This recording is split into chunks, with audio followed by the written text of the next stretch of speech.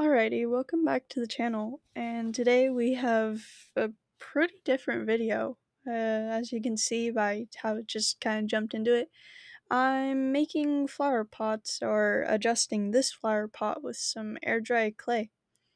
So, for this first pot, it's like a black pumpkin, and I've had it since like Halloween of last year, but I've never really liked it. It was fine until like the plant that was in it had died. It was an aloe vera.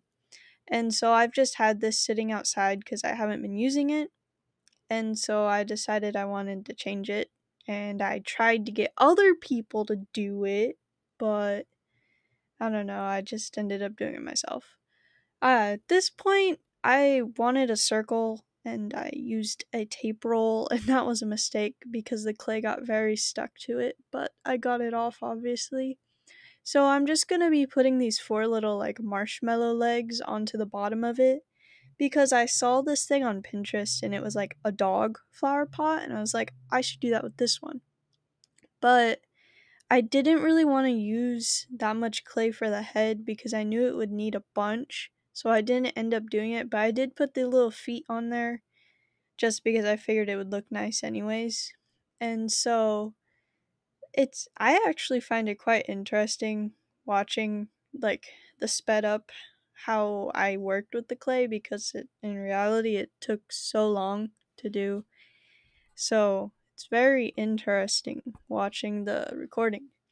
But now I just added like this little lip, and I was kind of trying to, I don't think it's called blending, but just kind of mold it more smoothly into the existing pot, and it wasn't working so great. So then I took some more clay and I was rolling it out to meet the how long the pot was, or how the circumference, I guess. I don't know.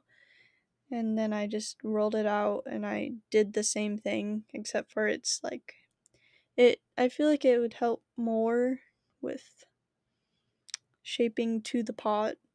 And then I brought out a candle because I was going to use it to. I liked the shape. I figured I could make a pot that was the same shape. So I was taping some tinfoil on there so I could easily put some clay on it and not have to worry about the clay getting stuck to the candle. And so that's what I was doing here. I think I started off again with like a little lip at the bottom just because I liked how it looked. And then I smoothed it all out, blended it all together. I don't know the right word. I'm just probably going to keep saying blend. So I was going to just roll out some patches and give them a straight bottom and then smooth it all out and make that into the pot.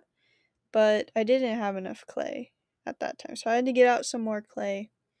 And also, I was using this bottle of glue to roll out the clay, which was pretty stupid. I'm glad I finally remembered I have this hair stuff right next to me, always by my desk, and I do end up using that. If you see me picking at my hand, it's probably from the cactus. I will talk about the cactus at the end of the video, but it just kind of plagued me with a bunch of little spiky spikes. And so this is when I decided to just get a bigger piece of clay to wrap all the way around the candle. And I switched to using the hair stuff because it's a lot bigger of a bottle and it worked a lot better. And so I got a bunch of clay that I'm just rolling out, and then I want it to have a flat bottom.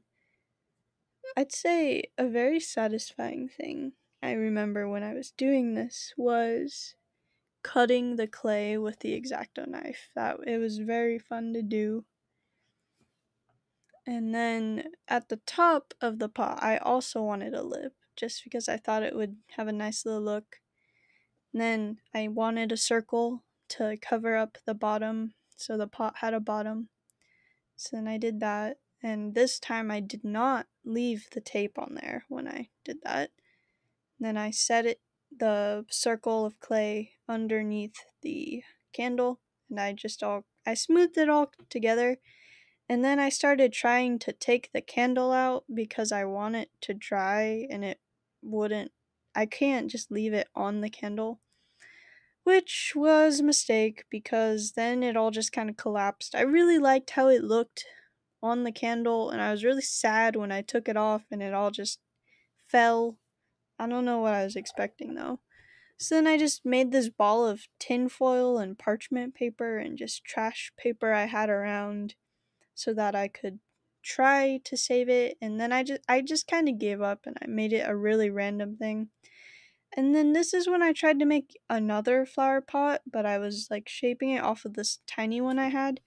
And then when I went to take it out, once again, it all just stuck to it and that made me kind of mad. So then I just put the clay away. Another thing with these flower pots was I had left the tinfoil makeshift ball inside of the flower pot, and then I put that and the other pot with the legs in the sun to dry because I don't know, I just assumed it would dry faster, but that was a terrible, terrible idea. The clay got super cracked and just kind of messed up. As you can see, like, it got all cracked and funky, and it sucked. And also, I know I'm using a really small paintbrush. I just prefer smaller paintbrushes over bigger ones because I have more control and stuff. So, sorry if that triggers you. I know it would be a lot faster if I used a bigger one, but I just don't do that most of the time. And so, I actually incorporate the cracks with a nice little design later. And also, when I first started painting, you could see I was going to use my Posca markers, but it acted really weird with the clay, so I just didn't. And so I just painted it all gray, and then I might have recorded it. Did I? I painted the lip at the top gold, but I forgot to finish painting it, which I didn't really care. And so I painted in all the cracks, I made them gold, just so they'd stand out. And I think there's some Asian culture, I think it's Japanese, that if they break a vase or like a pot or something, when they fix it, they'll fill all the cracks with gold so you can tell. Like, they have reasons and stuff. You can go look it up. Oh wow, I just hit the microphone. Whoops. So yeah, I just filled it all with gold paint. And I only did one coat because this gold paint is actually pretty good compared to all the other ones I've used. It would have probably looked a lot more solid if I did two coats, but I didn't really care. I was kind of tired of this whole flower pot thing. And so with the other one, I just gessoed the entire thing before I even painted it because I didn't want to try to do colors on top of black.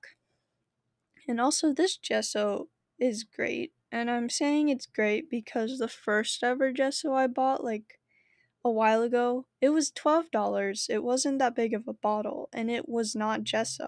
It was basically just white paint. It was super thin. It did not cover anything, and it just functioned as normal white acrylic paint. So I just used it as white paint. This gesso actually works as gesso. I only did one coat though before I started painting with the blues.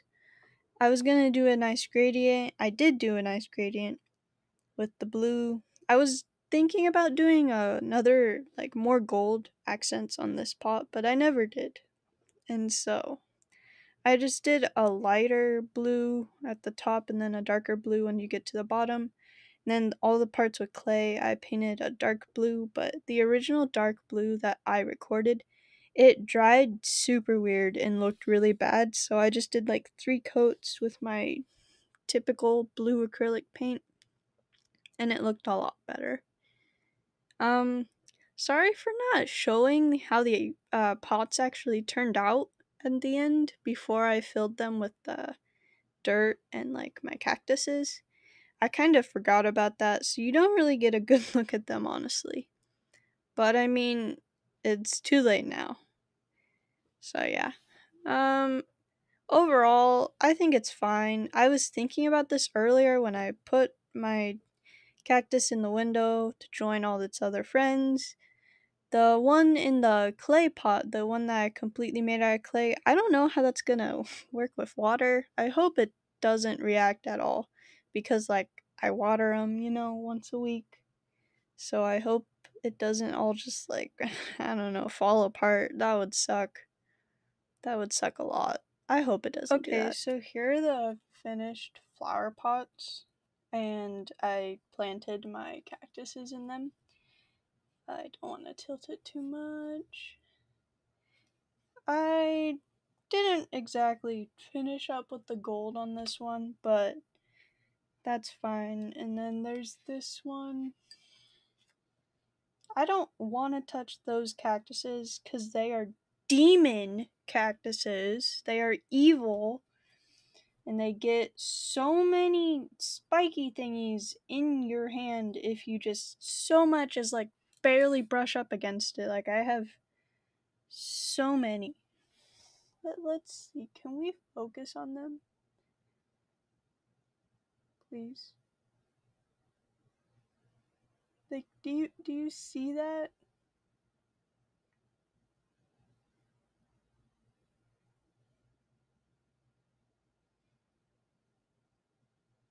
I don't think it's focusing on my hand, but you know, there's just a bunch. And these I'm not gonna name those 3 because they're just mean. But I have a baby one in there, Zarin. His sign got kind of buried. But yeah, here are the finished flower pots. Don't mind me just taking out all of these things. I don't know if I'll do it again. It was actually pretty hard because I suck at using clay. I haven't done the voiceover for the rest of the clay videos yet, but I'm probably about to do that. It was fun, I guess. It was just kind of hard and stuff. Jeez, do not ever get this cactus. They're just... I don't even know where all the little stabbers come from, but they're there and they will get you. I got it from a grocery store, that cactus. So, if you ever see one and you're thinking about getting it, don't. And I was wearing gloves when I was just handling it, and all of the little stabby thingies just came through and stabbed me. I don't know what they're called. I don't know if they're called like spines or I don't know. All I know is that they stabbed me and they are everywhere in my skin. And it sucks. Very stupid plant. But yeah, that's the end of that. Thanks for watching the video, and yeah, bye.